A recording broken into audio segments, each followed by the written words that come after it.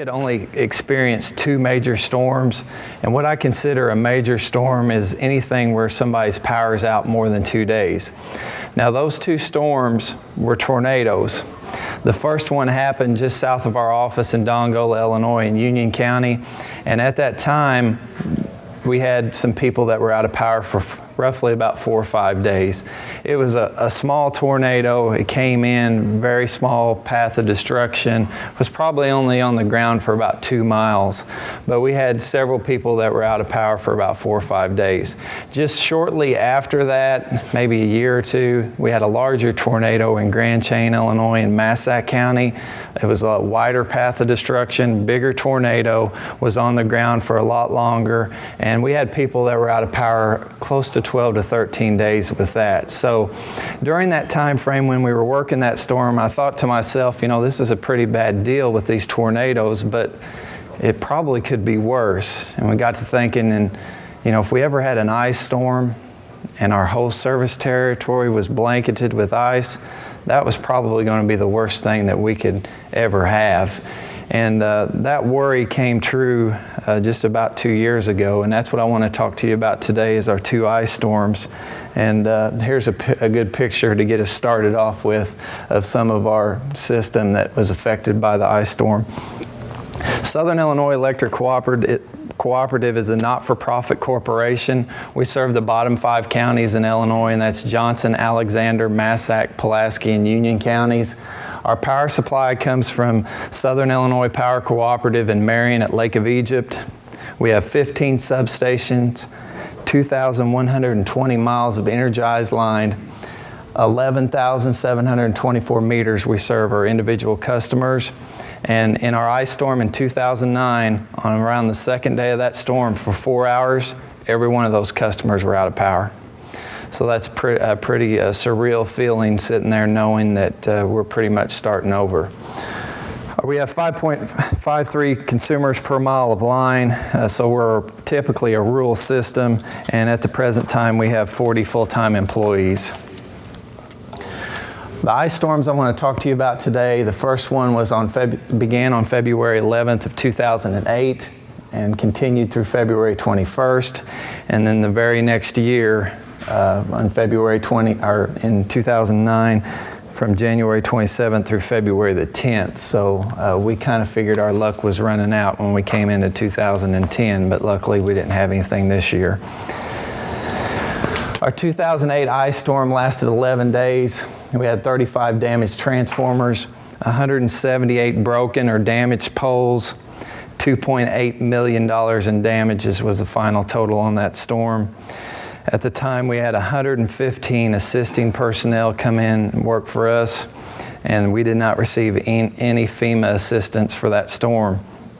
In 2009, that storm lasted 15 days. That was a storm that you heard our speaker talk about yesterday at lunch about Kentucky got the brunt of that. With us being so south in Illinois, we caught a lot of that too. It was 15 days for us. We had 150 damaged transformers, and we actually blew a substation transformer at our Lick Creek substation in Union County.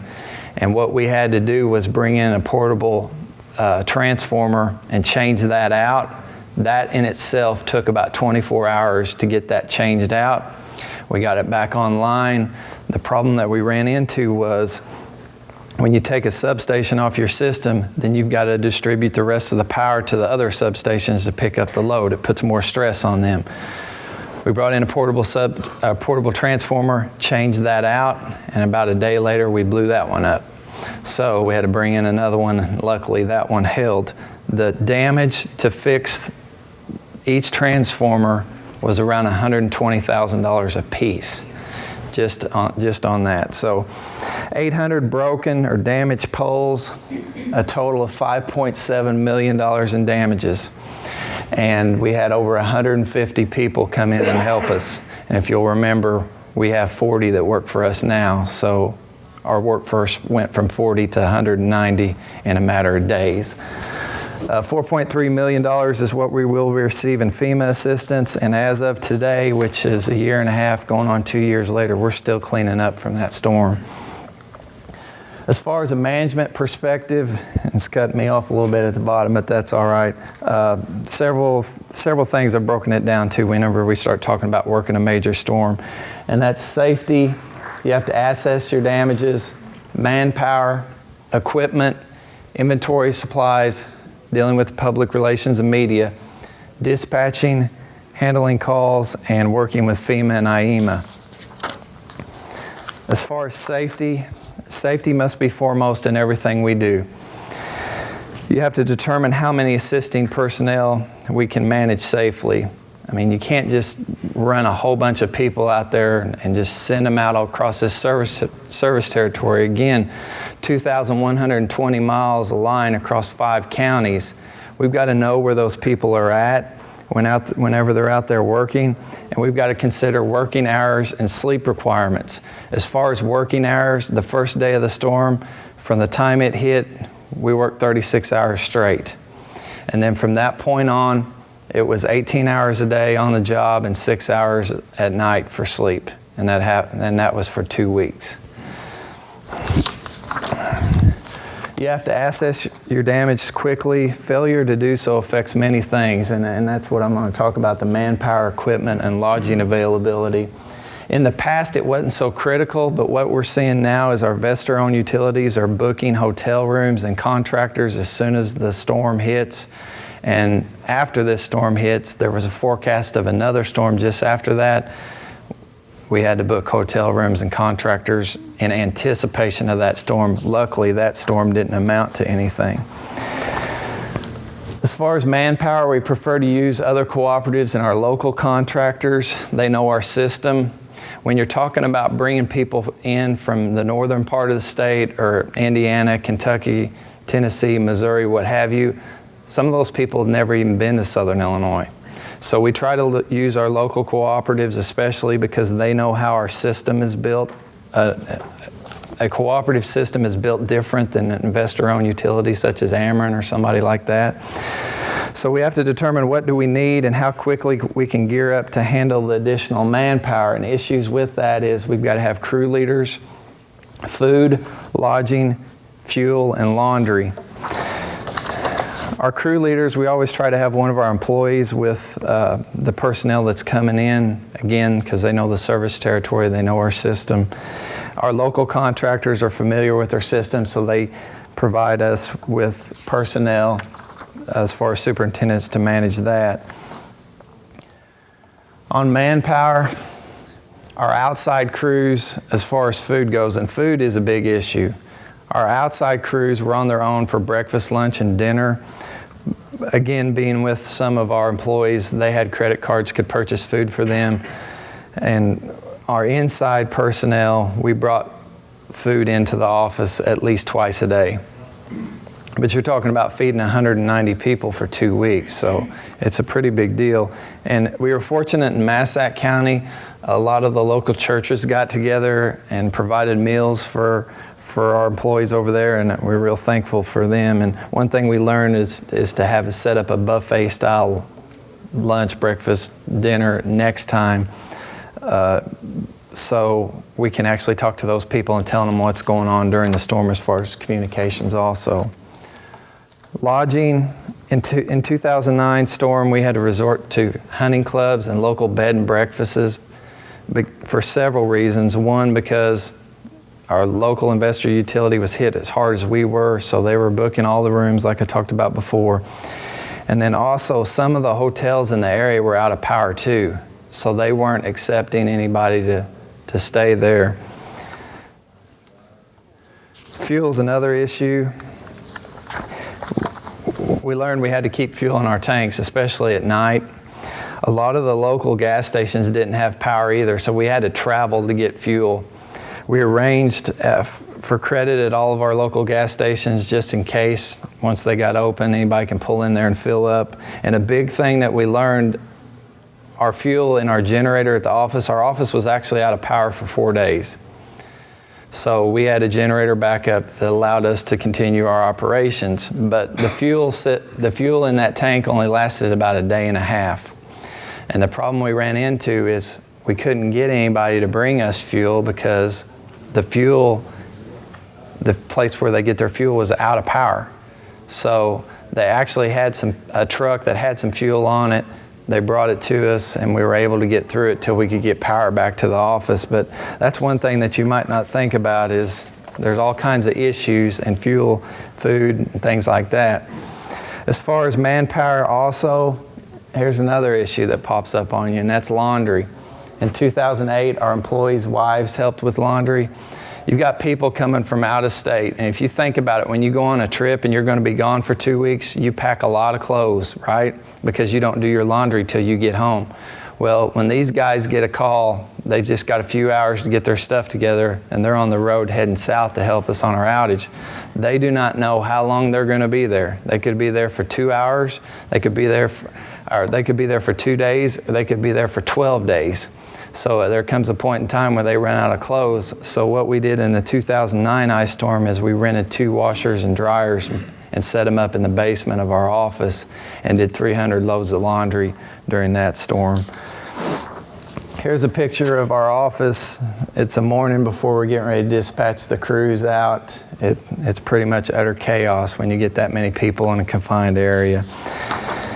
Our equipment, in 2009, we had 4 track digger derricks, 2 backyard track digger derricks, and a log skidder with a digger derrick, numerous 4-wheelers and 4-wheel drive tractors from farmers, and we had a wrecker on call for 24 hours a day, and he pretty much worked for us specifically, driving around and pulling people out that were hung up. If you think about it, during that ice storm, especially the first few days when you turn on the television, your meteorologist tells you the conditions are bad, don't go out and drive unless you absolutely positively have to. Well, we absolutely positively have to. And we're not necessarily driving on the main roads. We're on a county road. We're in people's yards, in their cattle pasture, in the Shawnee National Forest, and about the most remote places that you can think of. So at the end of the day, you can't have enough pickup trucks and off-road vehicles when you're working a storm. Inventory was an issue. It has to be in the right time, at the right place. Our warehousemen trying to order material to distribute between 2 locations, we had issues with that. But our suppliers worked really hard to keep us in our supplies. What you run into, the odd supplies like the 2A or the 4A copper supplies, for example, you use a tremendous amount of those when you're putting wire back up. So we keep an emergency supply on hand, but when you're talking about 800 poles being broken, we just don't simply have enough. And at that point in time, we relied on our local cooperatives to the north that did not have as much damage as we did to get supplies when we needed them in a crunch. In the 2009 storm, we had 16 semi-truckload of poles come in, and they were distributed throughout our system wherever we needed them. Public relations and media, this is another big issue.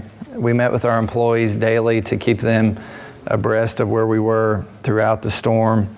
Our contractors, our superintendents, we talked to them daily by phone. And we also got our legislators involved. And the reason why we did that is we've got a real good rapport with our legislators. And what happens after about the 3rd or 4th day of the storm, people get a little bit antsy.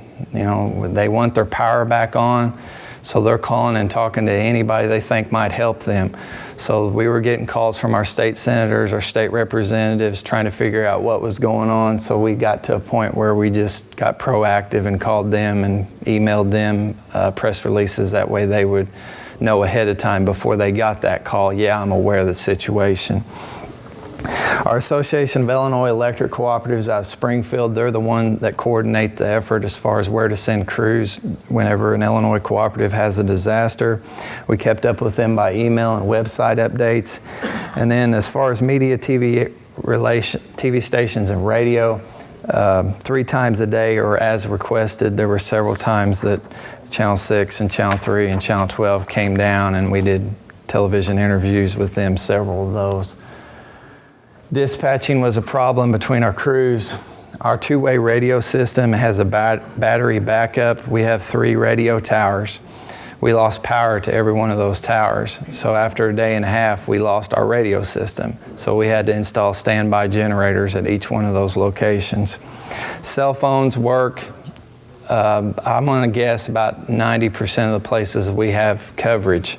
But the problem you run into during an ice storm is some of the cell towers will not work. So we couldn't really rely on cell phones as much as we'd like to. And for us, communications are critical whenever you're starting to energize lines back, because we want to make sure that whenever we energize a line that there's nobody working on that circuit, because again, safety is a big issue for us.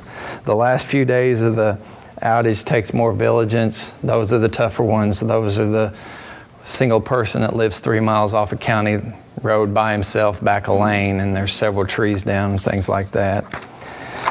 We received thousands of calls. We've got almost 12,000 customers, and this outage lasts 12 days, so they called a lot just to see what was going on and how much longer it's going to be.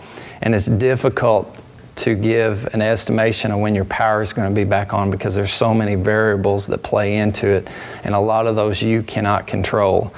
So it was hard for us to say, yeah, we think your power is going to be back on in 2 days, because as soon as we get a line fixed, you've still got ice on the trees, a lot of weight up there, and our system's not designed to carry that much weight. You'd have another tree limb come down and we'd be right back where we started on that line. So we tried to give our members as much information as we could, but it was difficult. And we learned after a few days that we weren't going to let the calls go into our answering service. As far as going into our answering automated system, we answered those live for 16, 18 hours a day with our inside personnel, because people were getting frustrated and they wanted to actually talk to somebody rather than a voice recording. So that was critical whenever we did that, because whenever we were starting to put lines back on, as far as our transmission lines, again, we'd get them back on, they'd go right back out. So we were getting repeat outage calls, so answering those calls live helped us out as far as that goes. Working with FEMA and EMA, pictures, FEMA requires a lot of pictures, the more the merrier.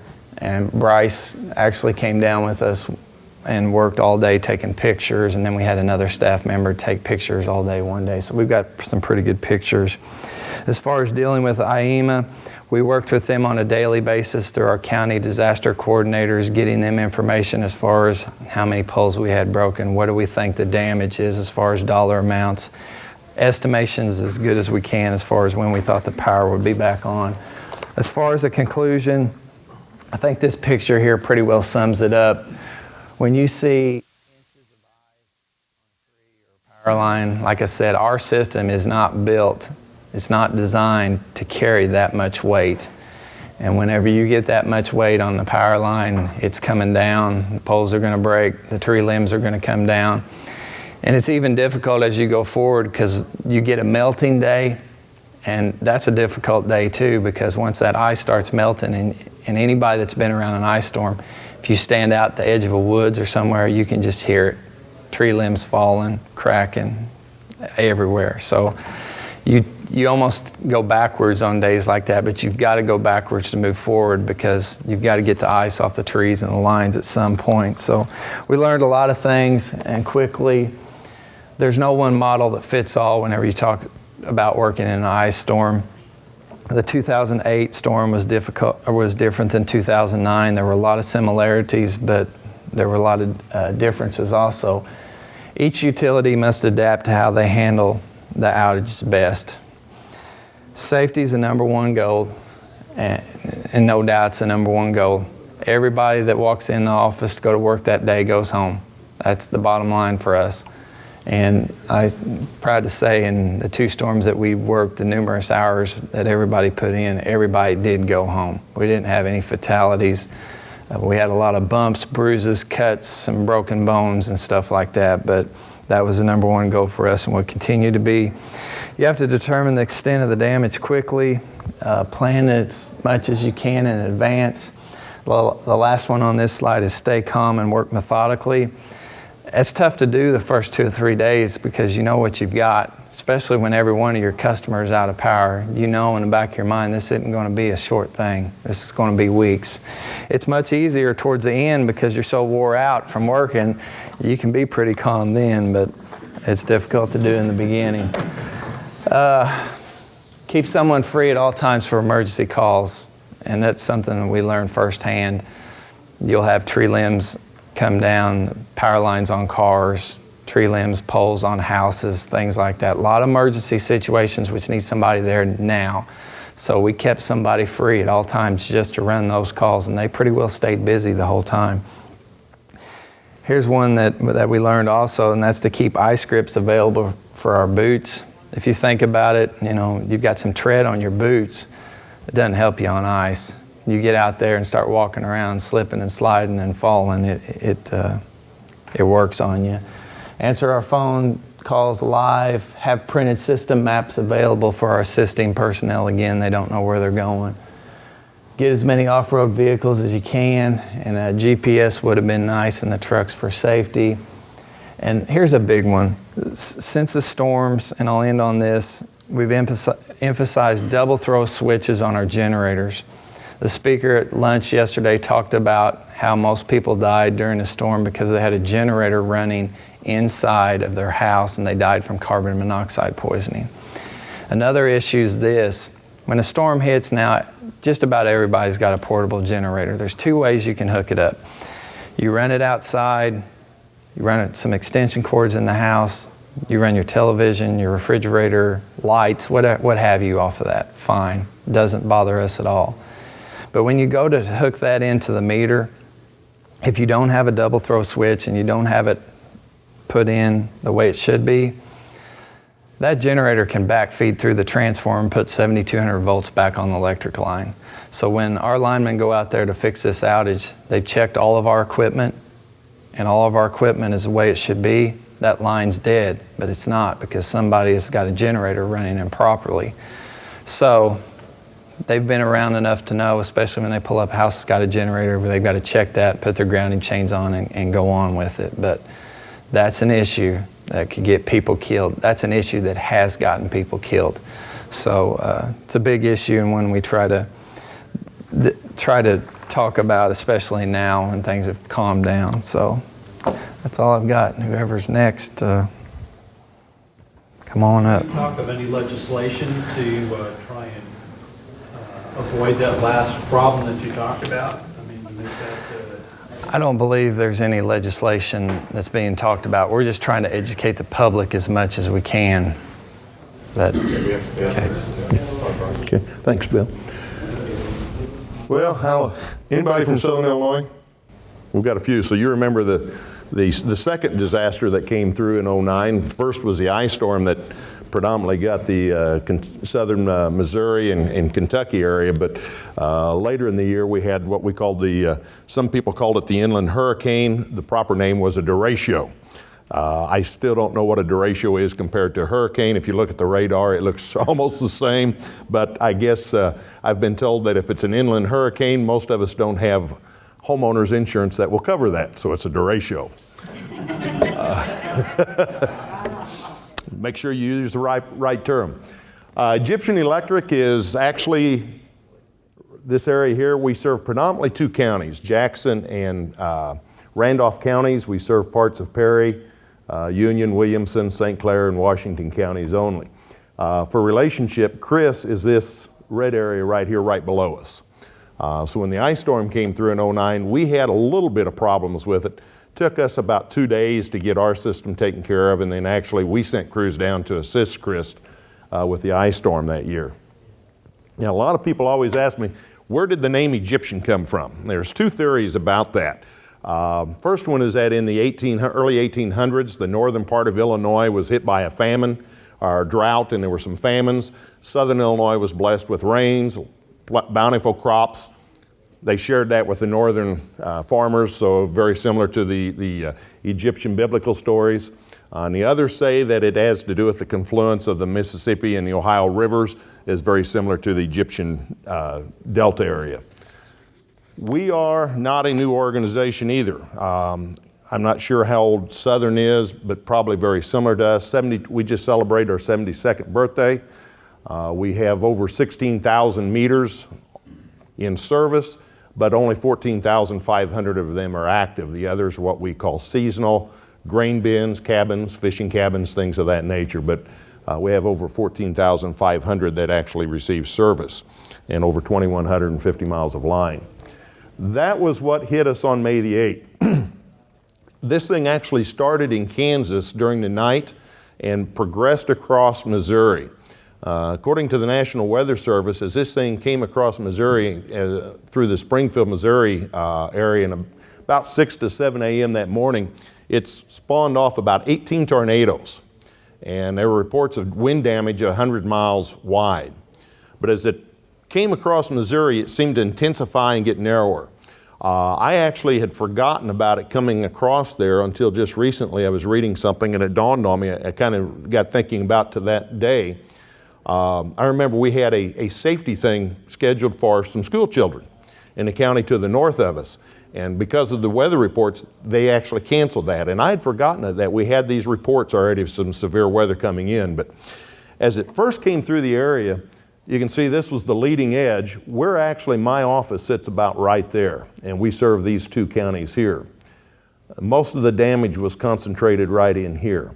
As this came through, we started experiencing some outages about 11 o'clock that morning, between 11 and 12, to the northern part of our system up in here. And that was as this came through. And as our other office was taking care of that, some of us had walked outside to our warehouse, which faces north, looked out and the sky was really dark that way, and somebody made the comment and said, "Man, I'm glad this thing's going to miss us down here. It's going north." And I walked inside and I pulled the radar up and I saw that little booger right there. And I went back in, I said, "Guys, buckle it down. We're going to get the worst of all of it." "Oh, there's no way." I said, "Trust me, it's coming." And it did come. This was, as a hurricane, this was the eye. This was the worst. That's where the winds were concentrated. And if you read the damage reports, it was Murfreesboro, Carbondale, Carterville, and Marion that received the bulk of the damage. This little area right here where the eye came across. It hit us about mid-afternoon. We had 85 mile an hour sustained winds. This is actually a wind speed indicator that I have in our office. We took a picture of it. This does not measure gusts. This measures sustained winds. They lasted for over 15 minutes. That was a hairy experience. It wouldn't quit. It just wouldn't quit.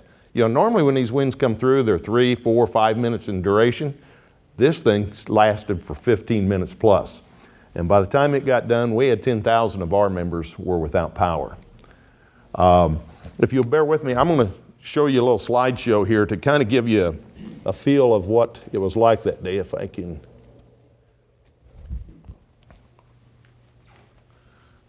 Should start up here. Yep, there it goes. Give you an idea of some of the damage that we were faced with. Everywhere you look, we had poles down. And many times it wasn't just one, it was a number of poles in a row.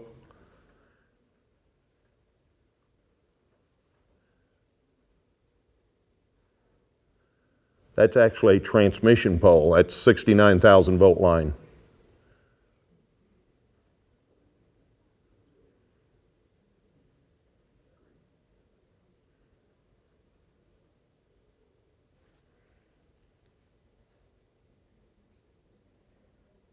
There was a home that actually just leveled it, just winds. There was nothing that hit it. It was just winds that laid that house over.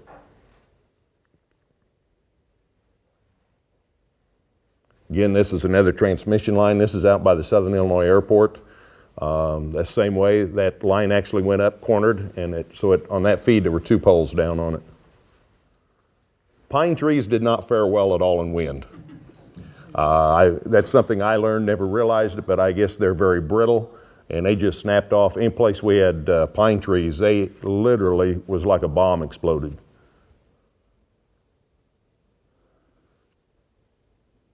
It wasn't small trees that came up.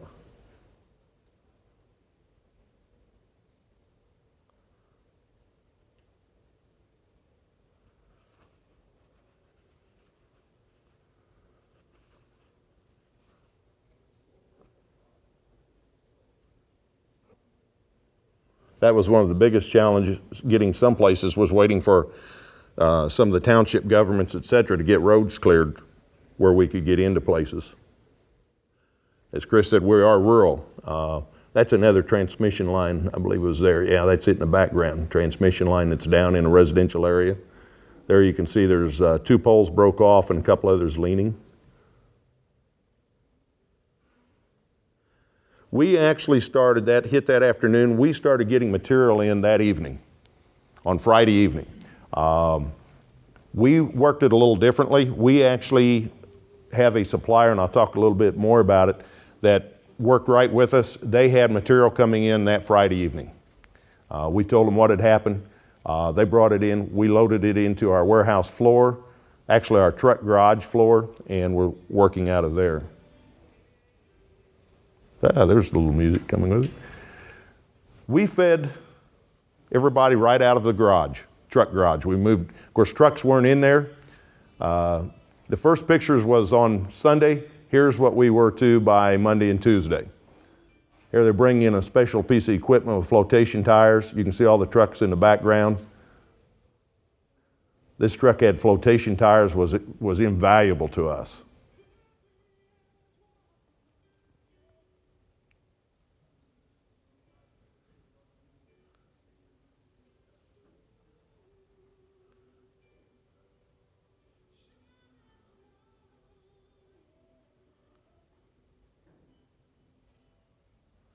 This was a pole. We had actually tried to change this out a year before with a specialized piece of equipment we have, a digger derrick on tracks. We couldn't even get that to it. This was a contract crew out of Kent, Michigan. That's the problem when you're out of town, you come into a storm, you get the worst of it. We put them in some terrible places where we wouldn't put our own people. They ended up having to, they actually built a road into this pole with their dozer. And they set it, the pole, they dug the hole by hand and set the pole with the digger derrick, with the dozer. And it's amazing what you have to do during a storm. You even supply haircuts. This was a morning meeting of our men. We took a rolling outage on Route 13. We had two pieces of conductor down. This was a week after the storm. These guys are still running to get that across the road. Where they had their energy, I have no idea. Yeah. This is actually our CEO. Talk about doing laundry. Our CEO did the first load of laundry.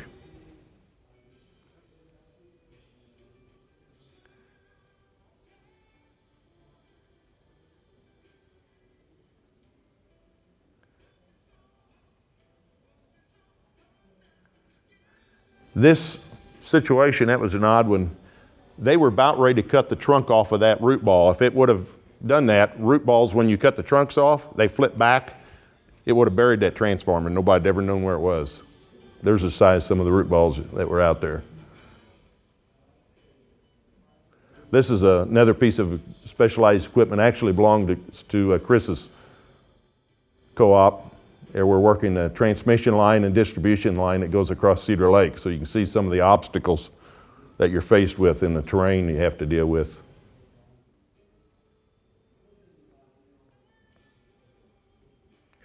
See, we actually started very early in the morning. This was starting out first thing in the morning. It was before the sun rose.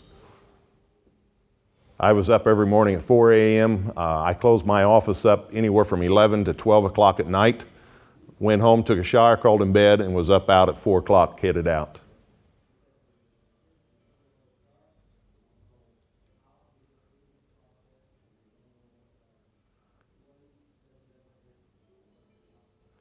There's that flotation truck I was telling you about, and a track machine.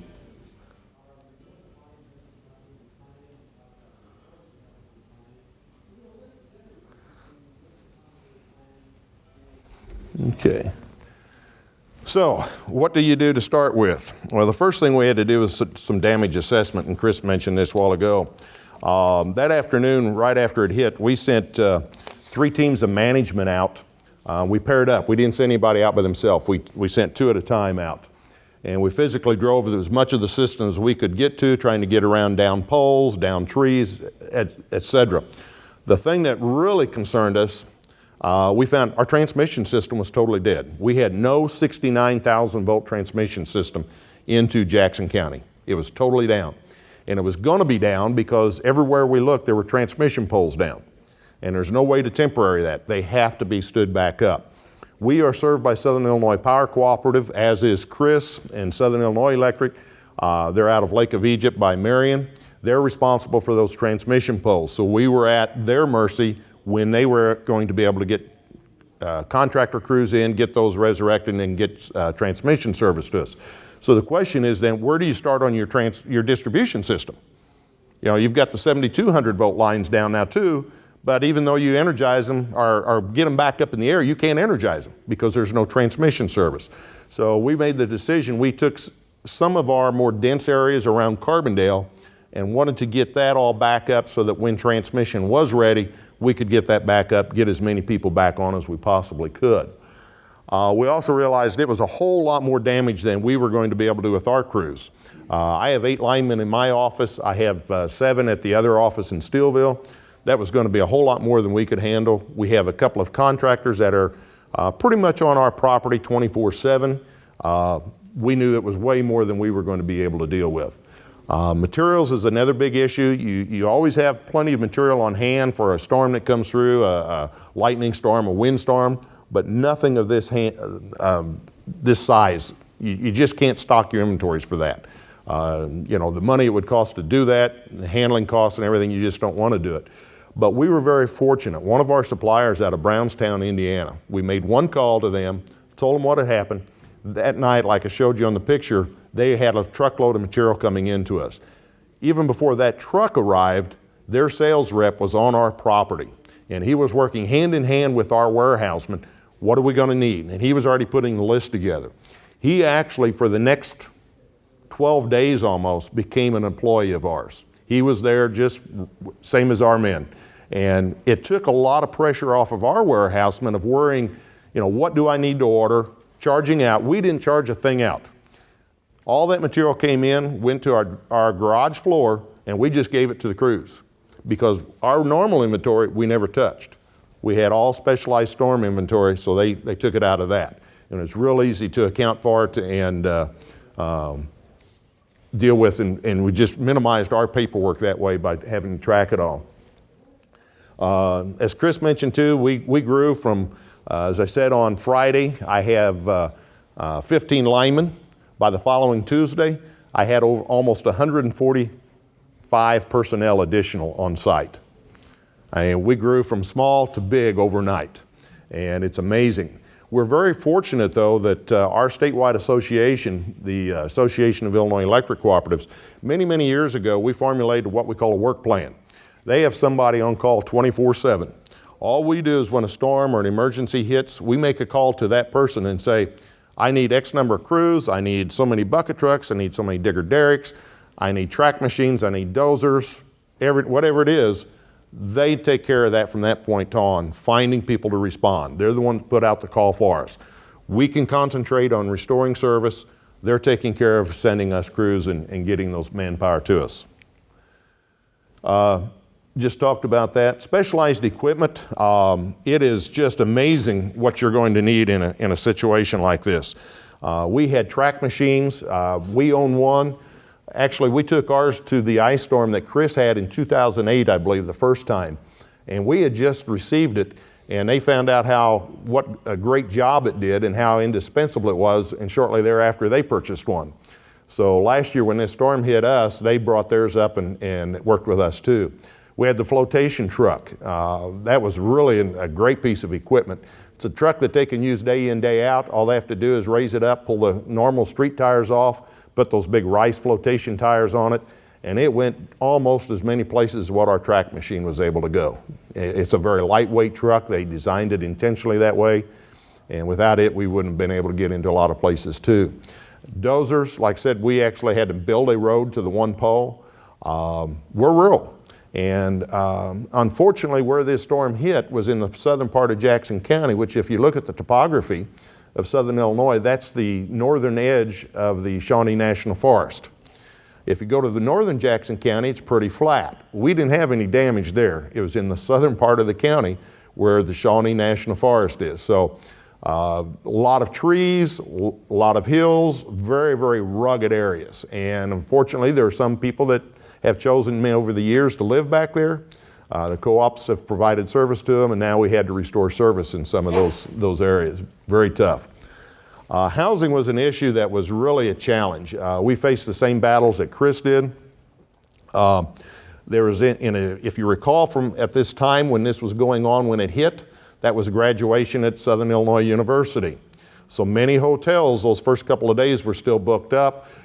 Even though many parents left, I'm sure, they were still, as far as the hotel was concerned, they were booked, they wouldn't release them. Not only in a storm of this consequence, do you battle your neighboring utility for hotel rooms, but you're also fighting for tree guys. There were a lot of people, a lot of tree people residential tree removal companies that came into the area with their specialized equipment. They were taking those up. We were also facing insurance people. There were a ton of rooms taken up by insurance people coming into the area. So we really faced a battle there. The other issue we found was quality.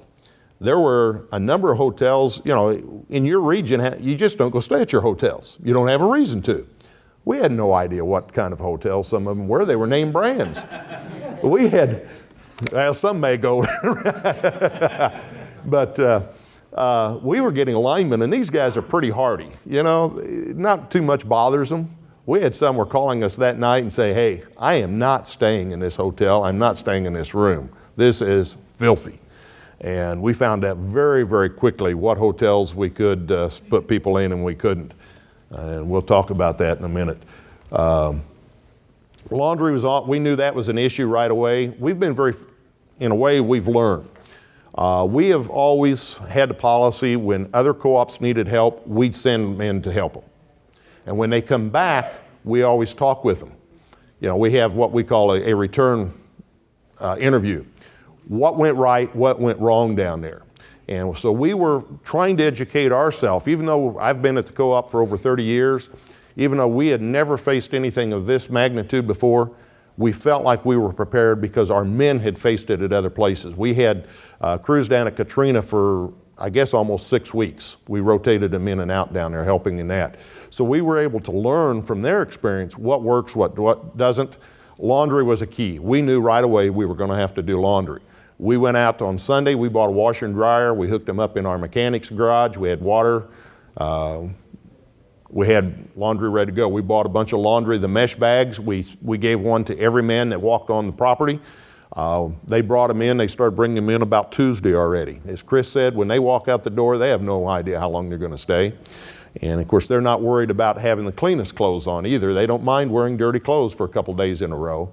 But after a while, even they get to the point where the guys that work with them tell them, you have to change clothes, it's time. So we had them bringing them in and we mixed them all. I don't care if they had jeans, underwear, shirts, we took their bag, we did them a bag at a time, but we got them clean clothes that way and took care of it right on site. Food was an issue, as you noticed when we first started, we had a few tables set up, that was on Sunday. Actually, one of my engineers, his family is in the the carny business, I call it. They have all the grills and that. They go and they sell hot dogs and all that kind of stuff at the carnivals. And he thought he was going to be able to handle it. By Saturday night, I told him I need you doing other things, not cooking food. And on Sunday morning, I made arrangements. I knew of a caterer that happened to be one of our members of the co-op. And I was able to get a hold of her on Sunday morning early. And she said, Bryce, I can't do anything today. It's Mother's Day. My crews are all gone. But yes, I will help you out. And as we found out, she is FEMA disaster approved. She's done this all over the country doing this. And it just worked out great. By Sunday night, she had her crews back. She took over Sunday night. Even though she said she wouldn't start till Monday, she actually started right then that Sunday afternoon yet. As I said, she's one of our members, which means she didn't have power at her home. So what we did, we have a generator running. So I said, what do you need? She said, I need 2 refrigerators. I need a deep freeze. She said, I have a refrigerator. I'll have my people move it here. I went out and I bought a deep freeze and refrigerator. She brought her grills in. She cooked right there on site. She took care of contacting the county health department, came in, approved everything she was doing, and it worked out tremendously. We served the men 3 square meals a day right there on our property. We had some co-op managers calling us, say you're feeding them too well, you just need to feed them breakfast and supper.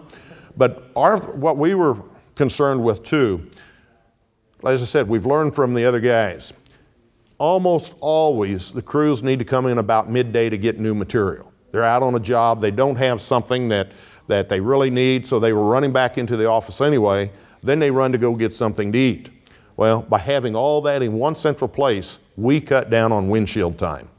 They were coming in for lunch anyway. Rather than making a special trip in for material, they were right there, they got their material, they got their meal, they fueled up, and they were out of there. So it really worked out good for us. Fuel, office power, as I said, we did have, let me back up here, I skipped one. Office access. It's amazing what you have to do. Is you've seen the pictures of Chris's warehouse, our yard, my yard, in the slideshow. You start bringing all these trucks in that's designed to handle 4 to 5 trucks a day, it doesn't work. On Sunday afternoon, I was cutting a hole in our fence and I had somebody building me a temporary exit road of about 200 foot long so I could run these crews in and out of there in a circle to try to cut down on congestion. So, but you do what you have to do.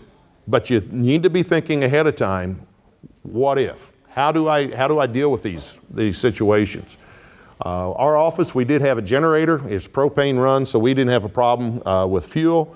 We did right away, though, contact our fuel supplier, which happens to be Farm Service, and let them know, hey, you need to keep our propane tank full. You need to keep our diesel and gasoline tanks full. We actually gassed our trucks up right then and there. Even the contractors, the other co-ops right there, we didn't want them running off the property. We wanted to keep everything as centralized as we possibly could. So we fueled up everybody right there at our site. Material I kind of talked about, it worked out really good for us. We actually had one of our suppliers brought us a trailer load of transformers, just mixed sizes. And we just took them right off of that. They also brought us an empty trailer. So as the guys were bringing in the old transformers that had been damaged, they went right into that semi. We didn't have them scattered on our property. We had them all central in one location. It worked out great. And as I said, be prepared for about anything. When you're bringing 150 plus people in to feed in one site, you better take care of the other facilities. We actually brought 3 porta potties right on site. We knew that our one wasn't going to be enough, and believe it or not, we even had 2 women working in line crews. One was a lineman, one was a tree trimmer. So be prepared to handle those kind of needs and facilities. External communications was something we felt very importantly about.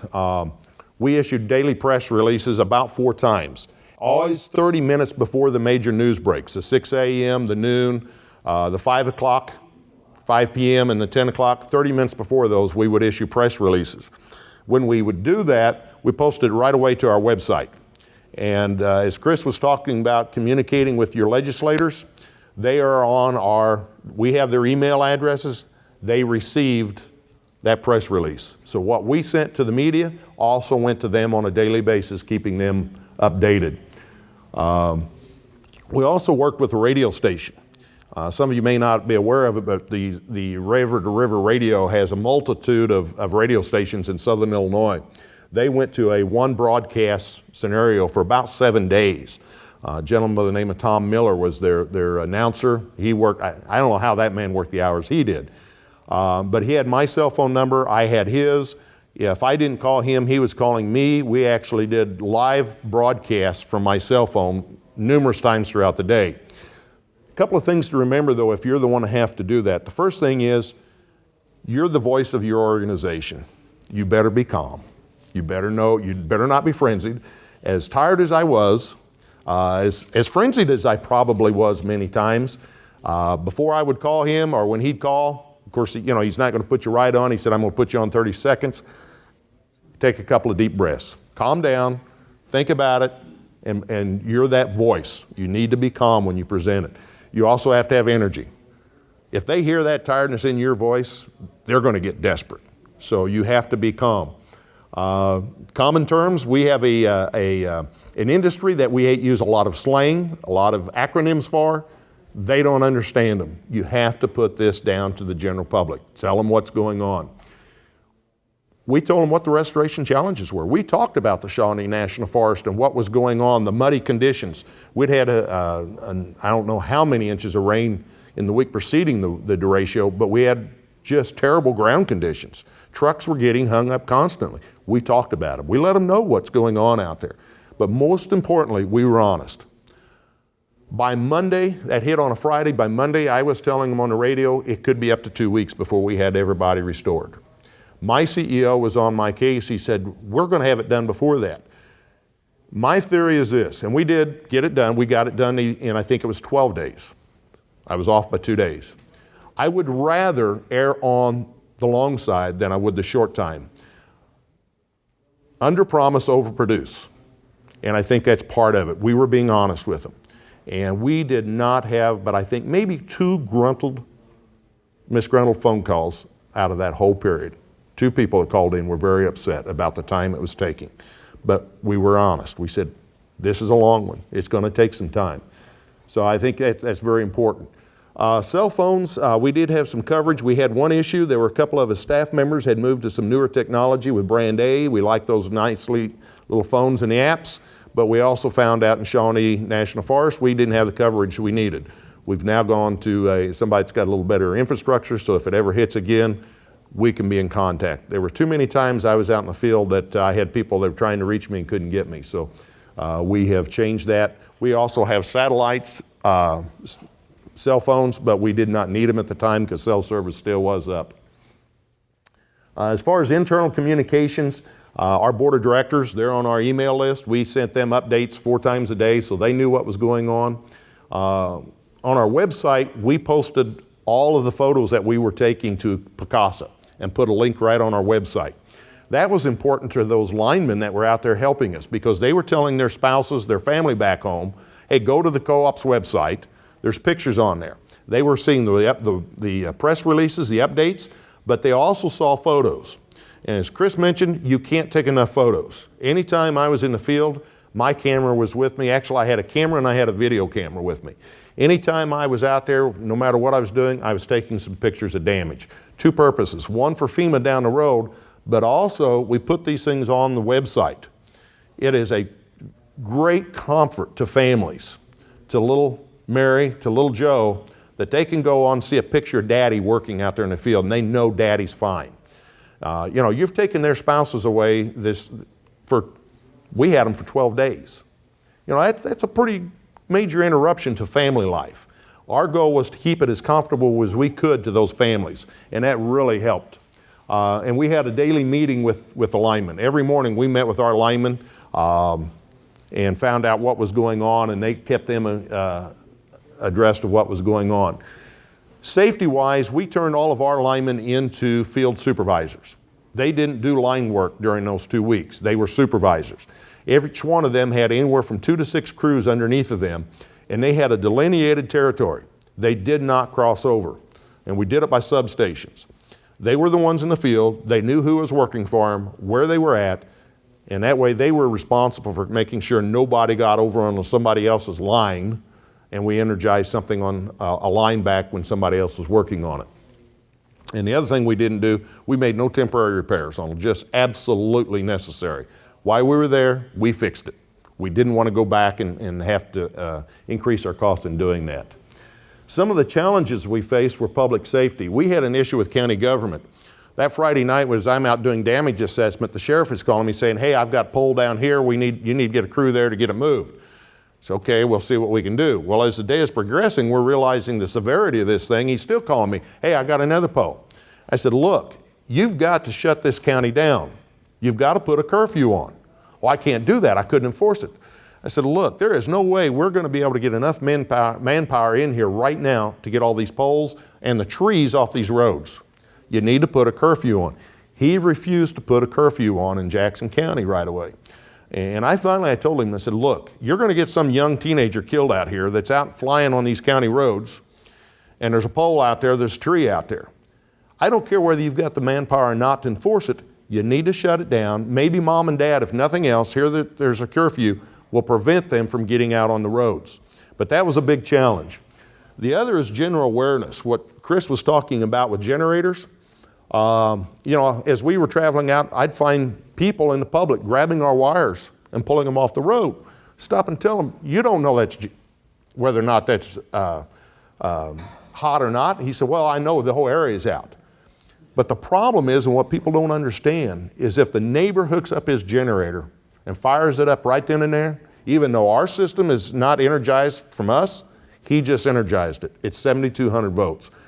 We need to come up with an public awareness plan, let people know. We do all that we can through our own internal communications, but this is something as a region we need to take right away when there's a natural disaster like this. We need to get public awareness announcements out. Hey, lines down, don't touch them. You may think it's dead, but you don't know what could cause that thing to become energized. Housing we are dealing with, we've made a couple of arrangements. First of all, we have worked with a local hotel. We have promised them when we've set up their service that we can bring in a generator if need be, get them back in service. For being able to do that, they have agreed they will give us first right of refusal to all empty rooms that they've got. We've also talked with the local university, with Southern Illinois University. Many times they have rooms, floors that are open, vacant, especially if school's not in session. They're in agreement to work with us to work out housing for linemen there too. And communications is always a challenge. The public wants to know when am I going to get power? And that's always a tough one. And of course, staff burnout during 12 days, 14 days of service restoration, it's just tough, but you have to deal with it. What we've done so far, we've improved our outage management system. We had it in place at the time of the storm, but we used copper wires to get the data back to our servers in our office. We've now gone to wireless communications with our substations. We have high-speed data access now. We can find out immediately what works, what doesn't work. So that will help us in the future. We've updated emergency plan with, we've found even more caterers out there that are available in case the one that we used before would not be available for some reason. We have backups there, backups for food and beverage suppliers, et cetera. Housing I talked about. Just two quotes to remember. The first one came from operations superintendent. I was so proud of him and glad he said this. He told everybody, all of us, he said, guys, remember this is a marathon, not a sprint, which comes down to the safety issue. We're in this for the long term. Don't get hurt because we need you. And it kind of told us we got to pace ourselves, and we did. I mean, we were working, as Chris said, 18 hours a day for 12 days straight. It's a marathon. You're not in it for the short term.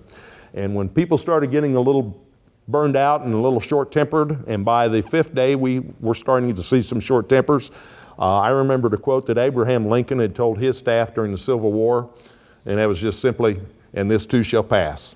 And I just tried to remind everybody, guys, we will get through this. Life will return to normal. Just bear with us. So with that, thank you. And Bill, I think you... I'm going to flip the light on. Woo. It's time to... Caught at least 3 of you. Caught about 3 of you dozing. I really don't have a presentation, but I want to open this up to kind of an open floor discussion.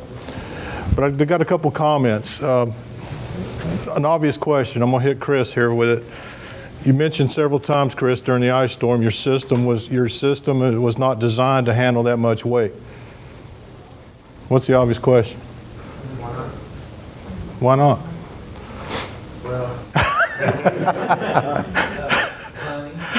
Bottom line is that system is in your rate base, and all that infrastructure goes back in your rates. But I want to make a point here, interesting point. My name is Bill King. I work for Tennessee Valley Authority.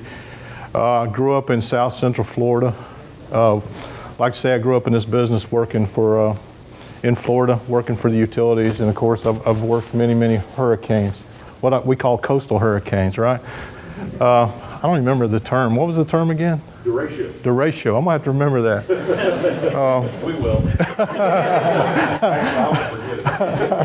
But if you go, one of the things, the Public Service Commission, I worked for investor-owned utilities for 23 years down in Florida. The Public Service Commission in Florida has required the utilities in the peninsula of Florida to harden their systems.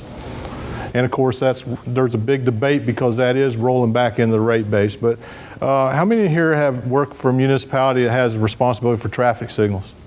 And I'll give you a good example of hardened system. Nobody? If you go to South Florida today, you'll see that you won't see very many, since Hurricane Andrew in August of 1992, you won't see many traffic signals hanging on the cable.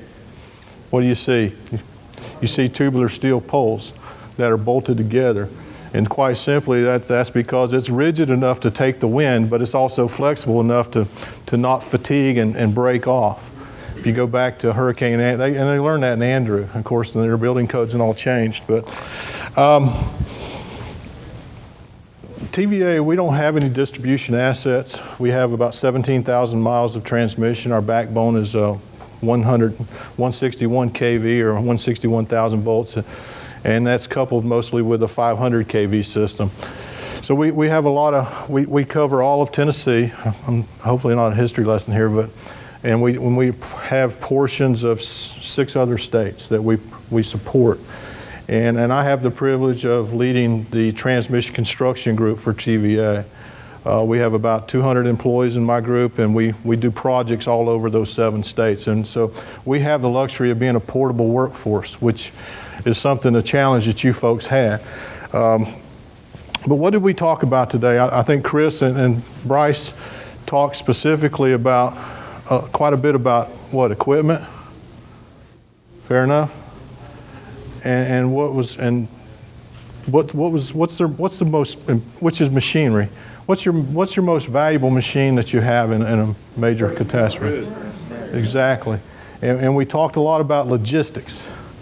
And I'll go on a limb and say there's the 2 most important things in the storm recovery is 1, damage assessment. You got to know what you got to put back. You got to know what it looks like. And you got to know how many people you're going to need to call in to help you. But by far the most important thing that you have to remember is logistics, logistics, logistics. And out of the hurricane seasons that happened, I guess, back in 04 and 05 with Ivan and Katrina and, of course, Hurricane Rita, a lot of businesses have now spurned up to support these staging areas. And if you can imagine, Hurricane, was it Ike that hit Houston year before last, I believe it was? And then right behind that was Gustav. We took crews down to Baton Rouge and supported Gustav. But to talk about magnitude and importance here and the capability, one catering company that we utilized a couple years ago on some tornado damage here was called Catering Cajun. But they were serving in Houston area, they were pushing 9,000 meals. They were serving 3 meals a day for up to almost 9,000 personnel. That's the capability that's out there. They have, now we have businesses that have this turnkey staging area, so to speak. They'll come in and they'll size it however you need it. They have tractor trailers with bunks in them. They can sleep up to 40 in air-conditioned trailers. They have shower trailers. It's just rows of shower stalls, very small ones, by the way. I got to spend 9 weeks with Hurricane Rita down in Lake Charles, Louisiana, and got used to using those little showers with the water saver head, which you can really get used to. But they also have laundry trailers the same way. And I actually got a chance to tour a new business down in Meridian, Mississippi here recently that's trying to get the word out that they're available. And they do big events as well, like NASCAR races and things like that. So there's a lot of capability. But my point for talking about that, I'm not doing a sales pitch for these, but I just want to share the importance of that machine, personnel. And I've got an example for you. Back in 2006, I think it was March and April, we had a series of tornadoes blow through the Tennessee Valley. We had damage that stretched all the way from Memphis, southern part of Memphis, northern part of Memphis. We had in Jackson, of course, got hit. Jackson always gets hit, seems like. And then we had the Nashville area, the Gallatin area of Nashville got hit. And we had Bowling Green, Kentucky, had some tornado damage as well. But long story short, we had a huge magnitude of different locations where we had to deploy my whole organization to different spots to go work the damage to these structures. And And I'll tell you that 2 years later, we had another occurrence. Same kind of areas. Hartsville, Tennessee instead of Gallatin, which are right next door. We had, the magnitude was probably 25% more damage the second go around. The difference between the two was the first go around, I think it was Chris or Bryce, you said that your crews that came in were responsible for their own housing and meals for the period they were there. And by union contract at TVA, you know, back in '06 when this happened, we were under the same mindset. Our employees were used to taking care of themselves, booking their own rooms, taking care of their own meals and everything else. And I try not to make this too long, but we spent about, the restoration for that, we were out for a little over 2.5 weeks, and we spent about $2.5 million on that restoration. I'm sorry, $4.5 million. And 2 years later, we changed up, and we said this logistical piece, our folks were working anywhere from 12 to 20 hours a day. They're wore out, and then they've got to go find their own lodging.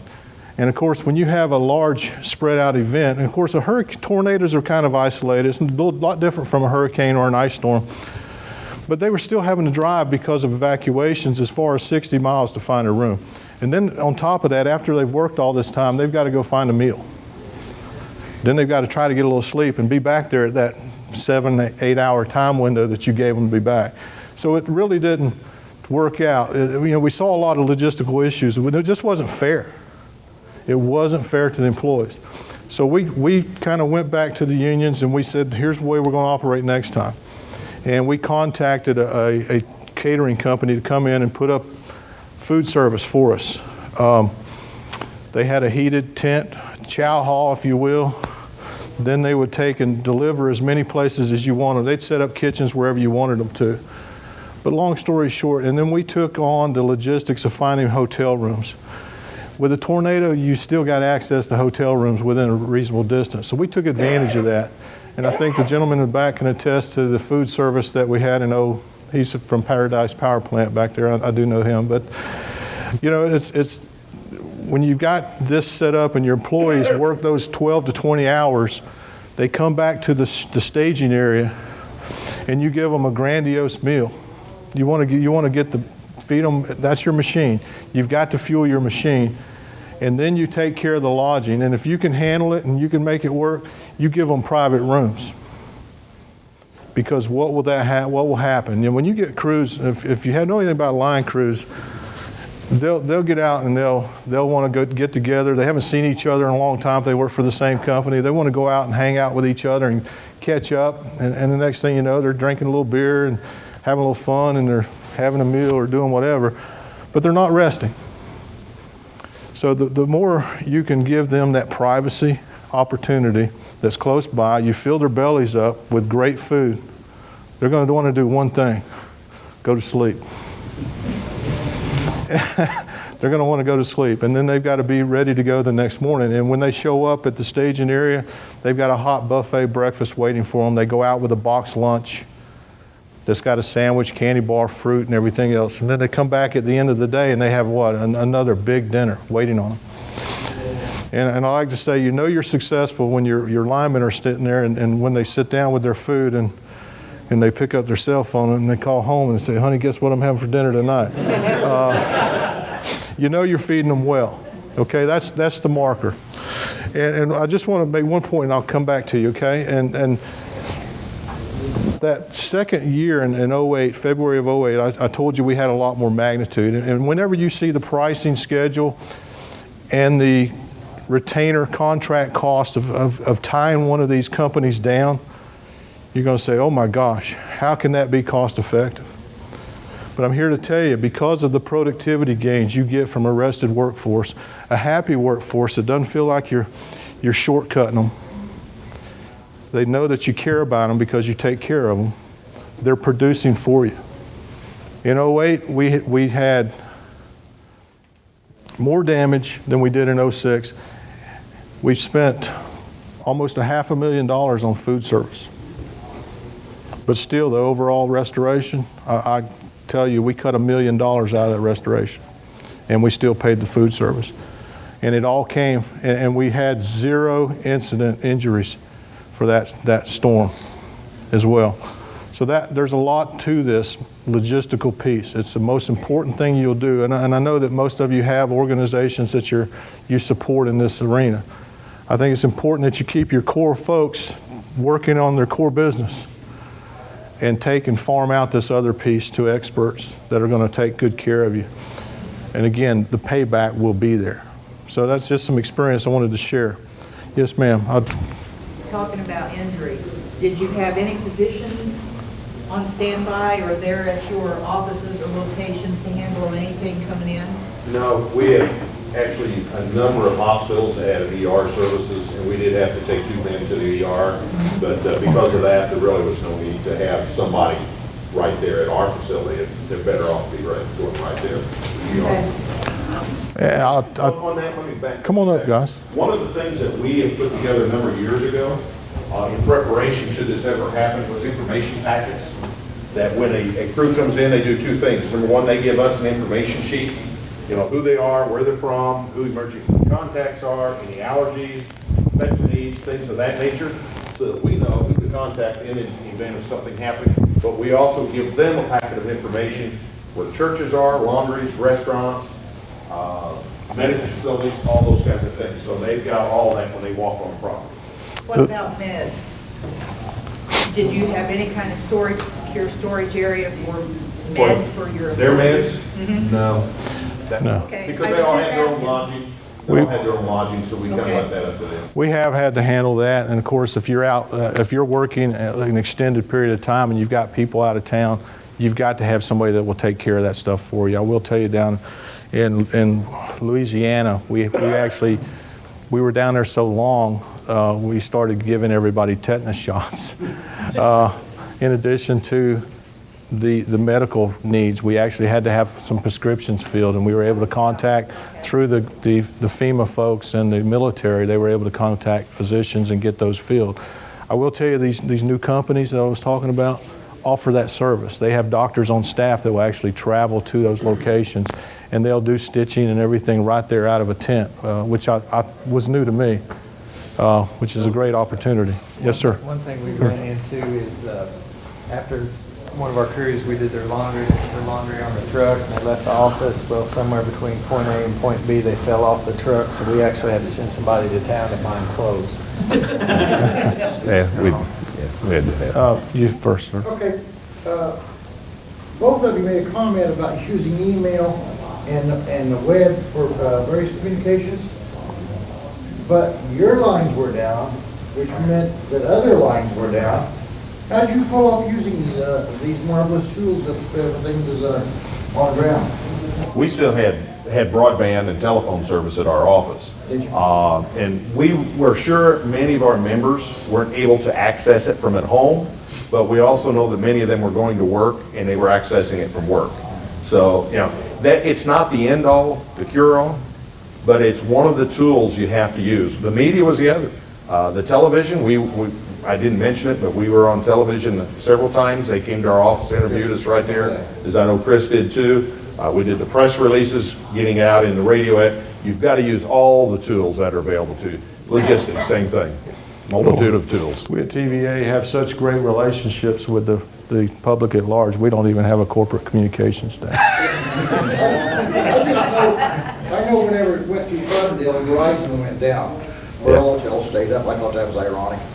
But because I was on the phone with my son, he's just who teaches at Carbondale, and he was describing the events, and all of a sudden, then I went to the office and we checked, and they said Verizon went down, but. I'll share a point that one of the things we learned back in '06, and especially when we went to the hurricane restorations. Since then, we bought what we call a mobile training trailer for we do our field training with it. But because of the communication needs here in Louisiana, and we've since added another trailer, but we actually added a satellite mounted up on the trailer that we can deploy that gives us network connectivity back at TVA through the satellite. In addition to that, because of other challenges of mobile communication, you're going to lose cellular. Chances are, especially in a hurricane or an ice storm, you're not going to Tornado's another deal. You can probably have some fringe service. If you've got some amplifiers around your system, you probably make out okay. But what we did is recently took a 20-foot, just a utility enclosed trailer, and had a satellite dish mounted on top of it. And we stuck an air conditioner and a generator we plug into it, set up a little mobile office, and we have voice over IP on it. It's just an internet connection that we can use VPN back into our network. But it gives us that reassurance that we know we can communicate by just dragging that trailer. And you're talking less than, oh gosh, less than $15,000, $18,000 to do this, and it's very well worth the investment. The satellite phones, when we sent crews to Katrina, we already owned those back then. We sent them with our crews down there. We knew there was not going to be cell service. That was one of the big issues they had, was getting the word out to those willing to come in and assist them what their needs were, because they had no landlines out, they had no cell phones out, but of course satellite phones would have worked. So we sent satellite phones with all of our crews. That way they could still communicate back to us and let us know what was going on and The challenge we've had with satellite phones, we've had multiple generations of them, is we don't use them enough. And so whenever the storm deploys, we don't have good batteries in them. We can't get them to work. People don't know how to use them, and we end up fighting them. And it gets to be another battle that we have to try to solve. So this other avenue gives us, common use of voice over IP phone system and also the regular satellite connectivity. So it's common and it's usable. So I think we have the same issue, and you need those satellite phones. You probably have much larger communication needs even than what we do. Yeah. Sir. What do you do with all these trees and stuff that are down on your lines? Do you do anything for debris removal? Our policy was if we had to cut a tree down, or if we had to trim a tree to get a line back up, we took care of that part of it. The rest of it belonged to the homeowner. It was their tree, whether they planted it or not, it was on their property, it was their responsibility. Well, I know back here, he said he was down in Baton Rouge and Gusto. I was there, I lived there. And we were amazed about the crews around in Texas, how efficient they were. And they said, have you ever talked to them? He said, no, none of them speak English. You should have came and saw our crews, man. We were just as efficient.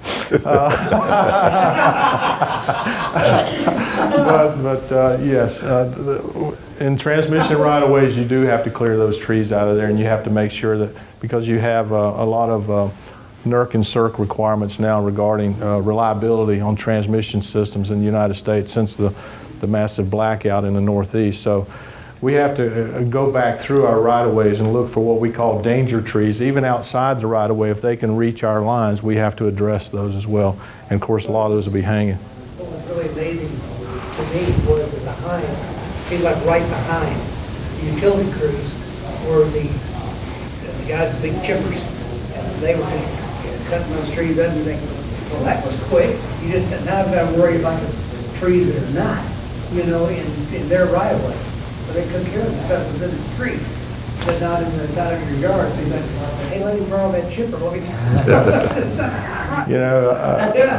wasn't gonna happen. I think the one thing we probably should be thankful up in this area is that we don't have, we're not subject to storm surge.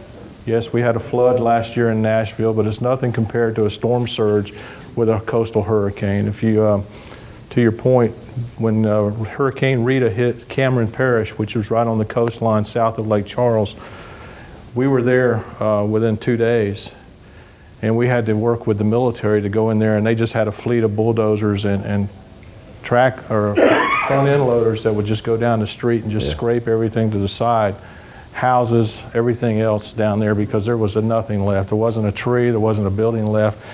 But the roads were full, and you had to find the roads and find where to put the lines back.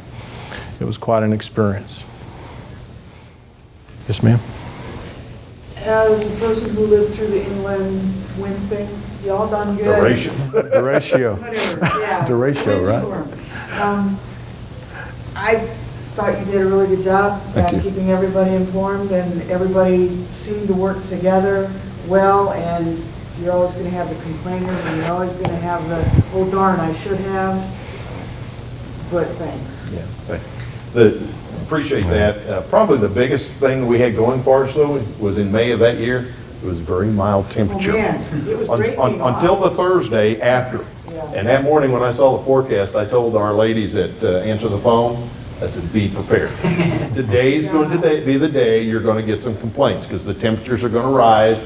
It's going to be a little warm and people are going to start calling, when's my turn?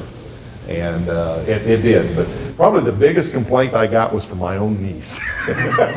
She lived in one of the worst territories there was, and on Sunday she sent me a text message and said, Uncle Bryce, said, if you need anybody to testify that you don't play favorites, just send them my way. If you could take and imagine this and just keep this in the back of your mind for patience, from a patient standpoint, when it comes to different types of storms. I've never had the earthquake to deal with, but from a hurricane, tornadoes, and ice storms and derecho, did I say it right? Yeah. The good thing about all 3 or 4 of those, the hurricane, the tornadoes, and the derecho, the next day you usually have pretty good weather. Ice storm, you don't. Yeah, that's right. It continues and it gets, and sometimes it just intensifies. But the weather, at the very least, stays very, very cold, which really hinders restoration. So of all those types of storms, the one that really requires the most patience is that ice storm. And as an old lineman, I can tell you I'd rather work any of the other 3 before I worked an ice storm. It's just a miserable situation to be in. Yeah, without question. You know, think about it. When they start putting the lines back together, they've got to beat the ice off of it to be able to raise it back up. Or beat the ice off of a pole before you climb it because you can't get a piece of machinery to it. There's nothing more miserable than that, you're cold, you're beating ice off the pole, and then you're taking and jamming your gaffs in the pole, and you know how your feet are when they're cold. It's a very uncomfortable situation. Yes, ma'am? What kind of generator would you recommend for homeowners? One that's got an automatic transfer switch. Exactly. That's will automatically flip back over, and what it'll do is it'll isolate your meter set when that happens. Myself at my home, I live in Chattanooga, Tennessee, and I have a generator, but it's a manual generator, but I know how to do it. But when I installed one for my parents who live down in South Florida, I made sure that they paid the extra money and got that transfer switch. It's worth it because you can't afford, and I will say, and I talked about Hurricane Rita, the only injury we had to one of our workforce down there, our two linemen were splicing a conductor on the ground and had grounds on it, but they had a generator that started backfeeding on a line that they were standing on. And we had 2 injuries there that were close calls. What people don't realize is that 120 volts turns into whatever the voltage rating is on the transformer on the high side. If it's 7200 or if it's a 14.4 or 25 kV, that's what it's going to feed back out on the top, is that high voltage that will get someone killed very easily. And we're very fortunate with having gone through all the ice storms and the wind storms. There are a multitude of suppliers in the region now that do good installs, and they'll do it to code.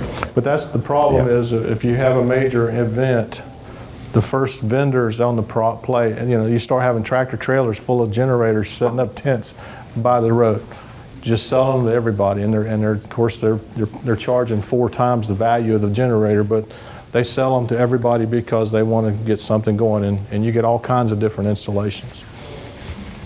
Yes, sir? Can you talk about the percentage of damage that's done by trees and what possible mitigation can be done ahead of time on trees? I'd say in a windstorm it's 100%.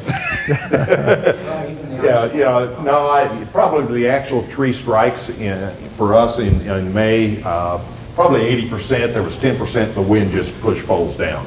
But 80% I would say was due to a tree that came over. And we have a fairly aggressive right-of-way maintenance program. We know that's our largest source of outages. Outside of the May 8th event, it still is. It's habitually that way. Right-of-way is an ongoing cost. You will never do away with it. Utilities that try to cut back on right-of-way costs for rate maintenance are short-sighting themselves because they will pay down the road.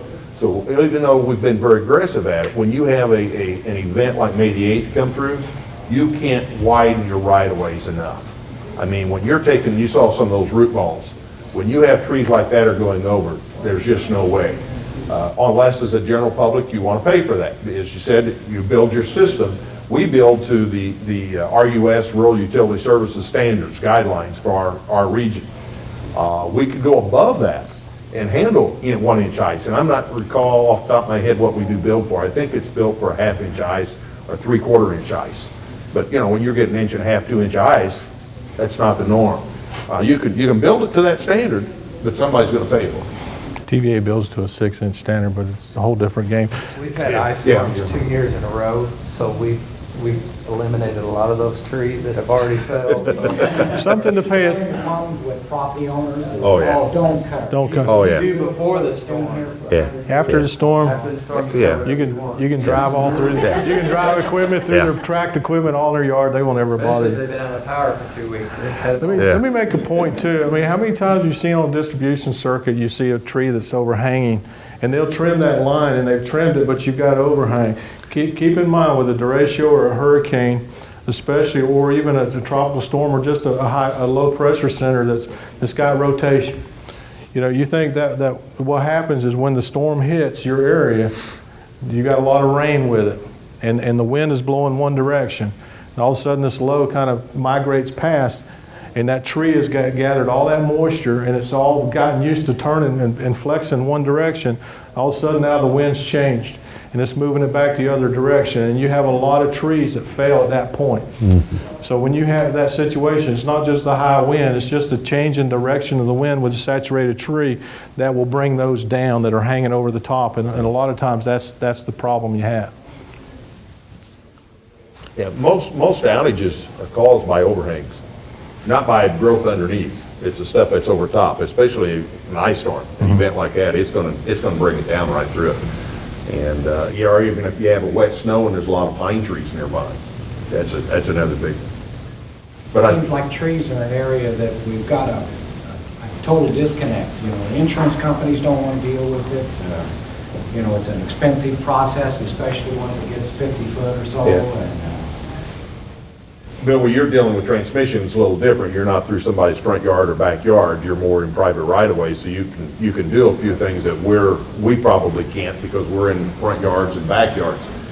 We try to do an aggressive education program on tree planting. If you're going to plant a tree, and I like trees as much as anybody, but you have to think about the tree you're planting near a power line. If you're planting a maple tree, and you're either right under or maybe even just 10 foot off the side of the line, you're going to create an issue at some point in time because it's going to grow taller than the line and it's going to be very wide. If you're talking about an ornamental tree, like a crab tree or some of these ornamentals that are low growing, no problem. They're never going to grow tall enough to get up into the line. So, yeah. What about burying power lines? I mean, how feasible is that in different areas where there's tree? Again, it's a matter of cost. Underground lines are much more expensive to install. I can tell you my personal feeling is I hate underground. I have a lot of it on my system. My men are pulling their hair out right now because of the dry conditions we've been under. The ground is shrinking. It's causing outages on underground cable. And when an underground cable faults, it's not a matter of driving down the road saying, there it is, let's trim the tree off of it, let's put the splice in it, put it back, go energize it. It's now, okay, we've got to bring a special piece of equipment out, what we call a thumper. We put a fault on it, try to locate that fault. Now we have to call in a Julie to locate the other utilities that might be in the area. That's a 2-hour wait on an emergency before we can start digging. Now we dig, we find it, we fix it. You're talking anywhere from a 4 to an 8-hour outage just because it's underground, and it is tremendous cost. You're looking at anywhere from a 2 to 5 times the cost for an underground system. In fact, there's a co-op in northern Illinois that is no longer in existence today because they tried to bury their system underground, and their rates got so exorbitant they actually were merged into another co-op for that reason. They just couldn't handle it financially. It's nice, it sounds nice, but it's also got a life. We're finding most underground cables, especially the stuff that was put in the 60s and 70s, has a 30-year lifespan. At and best. it's starting to file. At best. Yeah, at best, at best. And then if you have lightning, if you're in a lightning prone area, you're going to see some more issues with your underground cable. Because lightning is going to go to ground. It's going to find the cable, and it might survive it, but it'll damage it progressively over time, and it'll go on you.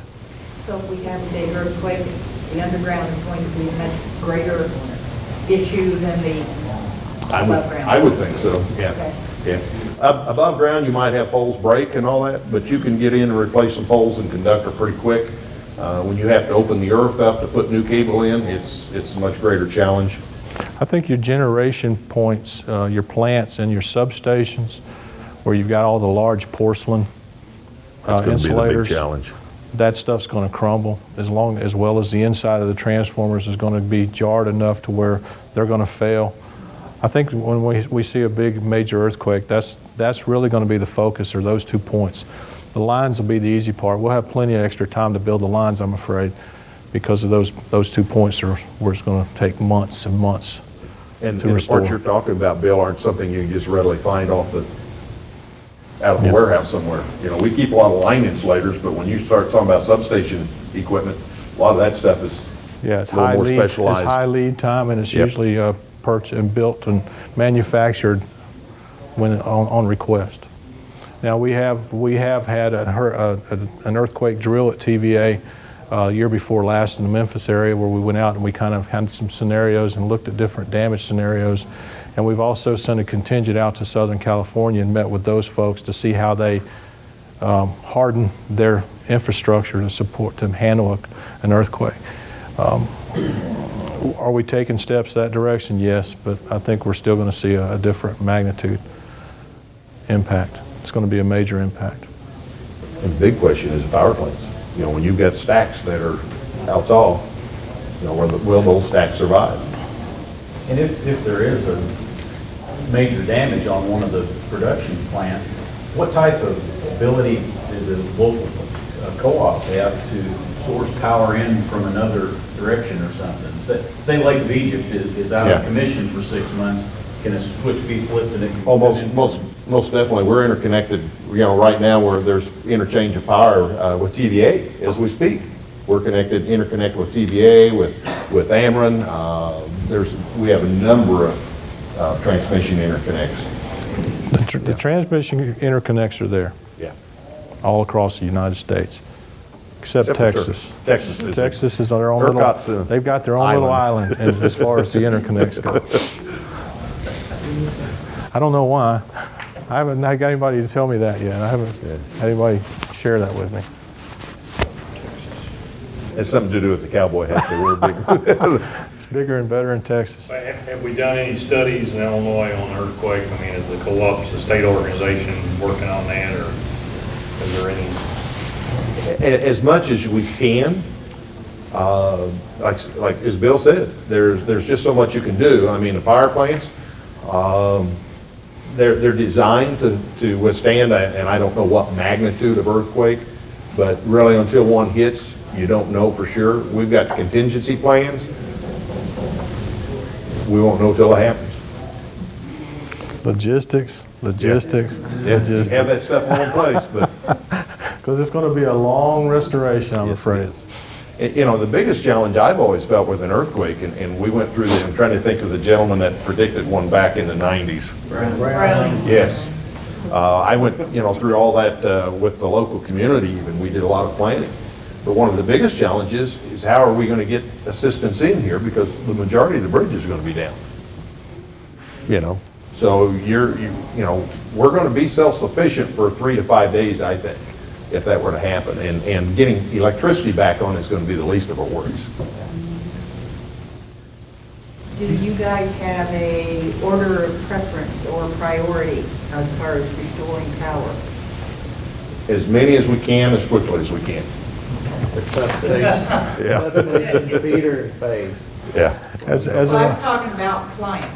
Customer-wise, well, as an old distribution manager myself, hospitals, yes, lift stations is very high on the list for sewer systems, keeping Water. the sewer system, and then the water plants as well. So those are your top priority items. And then it's just numbers. Most people you can get on the quickest. The people that live on a single line 2 miles off the road and are the only customer, they're the last ones, unfortunately, but that's the way it is. So live in town, not in the country.